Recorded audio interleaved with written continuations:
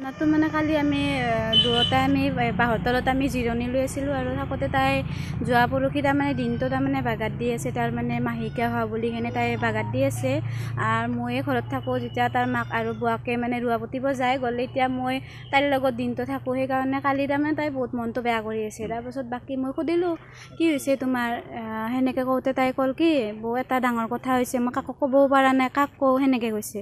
কওঁতে মই কৈছোঁ কি তুমি মোক খুলি সেনে কওঁ, মইতো তোৰ কথা বুজি পাম সেনেকৈ বুলি সেনে তাইক বহুত সাহস গোটাই মানে তাইক সাহস দি তাৰমানে মই মানে ওলালোঁ তাইৰ পৰা কথাখিনি। তাৰপিছত ক'ল কি বোলে মোৰ এনেকৈ টিউশ্যন মোৰ নিপু ছাৰ, তাক নিপু বুলি মাতে তেওঁক, নিপু ছাৰে মোক এনেকৈ হেৰি মোক ঘৰ ঝাৰু দিম বুলি সেনে মোক ভিতাৰে আগতে মোক এক্সট্ৰাকৈ মাতিল, বাকীকেইটাক মোৰ ফ্ৰেণ্ডকেইটাক মোক পঠাই দিয়াৰ পাছত মোক মাতি সেনে তাৰমানে ঝাৰুটো মই পোনে ল'লোঁ। লওঁতে মোক নিপু ছাৰে দৰ্জাখন খিলা দি সেনে মানে তাইক মানে হেৰি কৰিলা আৰু তাৰমানে বাকী একো কথা ক'বাই নাপাল, তাই আটা পাৰবাই নাপাল বোলে, তাৰমানে মুখত থপা দি লৈছে বোলে, কৈছে আটা নাপাৰবি আৰু বেছিকৈ মই সেই কৰিম তোমাক নহ'লে সেনেকৈ বুলি সেনে কৈছে। তাৰমানে ৱালত হেঁচা মাৰি লৈছে, তাৰ বুকুত তাৰমানে সেই পাইছে, প্ৰেছাৰ পাইছে বহুত।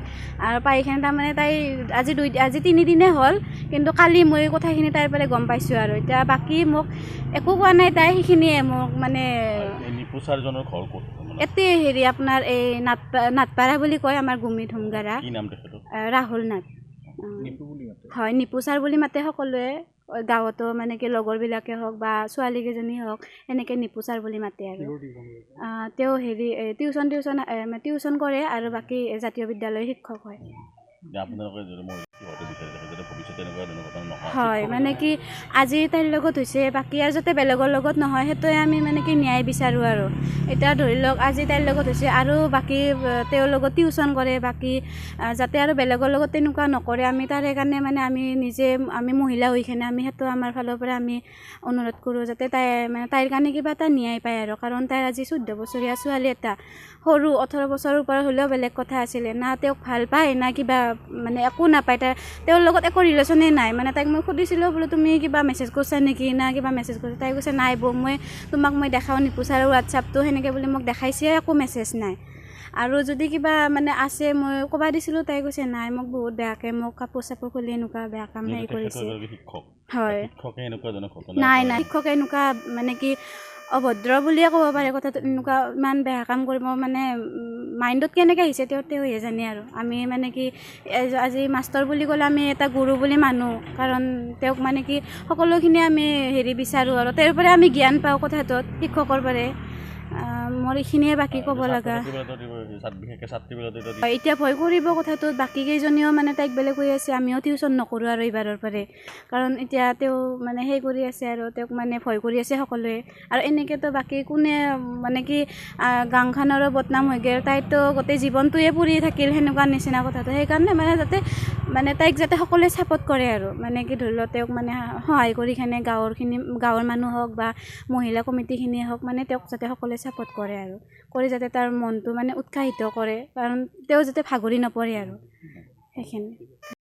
বৃহস্পতিবাৰে 3টা বজাত তাই টিউশ্যন আছিল 7জন ল'ৰা ছোৱালীৰ লগত থাকিলে। আজি 3 বছৰ ধৰি টিউশ্যনে কৰি আছে এইজন ছাৰৰ লগত, কোনো হেৰি নাছিলোঁ, একো পোৱা নাছিলোঁ মই।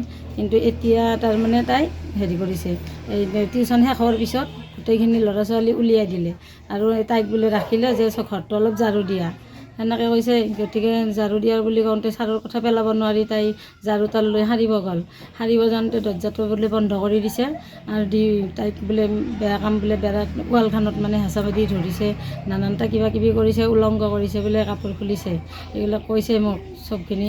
গতিকে এতিয়া মই মুখ্যমন্ত্ৰী মহোদয়ক জনাওঁ, মই অতি দুখেৰে মই তেওঁৰে ভোটাৰ হওঁ, বিজেপি চৰকাৰক অশেষ ধন্যবাদ জনাওঁ। আজি মোৰ এই ছোৱালীজনীক যিমান ধ্বংস কৰিলে, ক্লাছ 8ত পঢ়ে তাই, 14 বছৰ তাইৰ বয়স। গতিকে তাই গুমি হাইস্কুলত এজনী ছাত্ৰী, গতিকে ইমান সৰু ছোৱালীটোক মই নপঢ়াকৈ ৰাখিব নোৱাৰোঁ, কোনো মই সুবিধা মতে মই ক'তো থ'বও নোৱাৰোঁ। ইথান দেউতাক থাকে ডিমাপুৰত আৰু তাই দাদিয়াক থাকে হায়দৰাবাদত। এতিয়া মোৰ লগত নিজৰ বুলিব নাই, আমি তিৰোতা মানুহ 2জনী আছোঁ, আৰু এই ভাৰতীয় মানে আমাৰ বিকি। শিক্ষকজনৰ নাম কি আছিলে?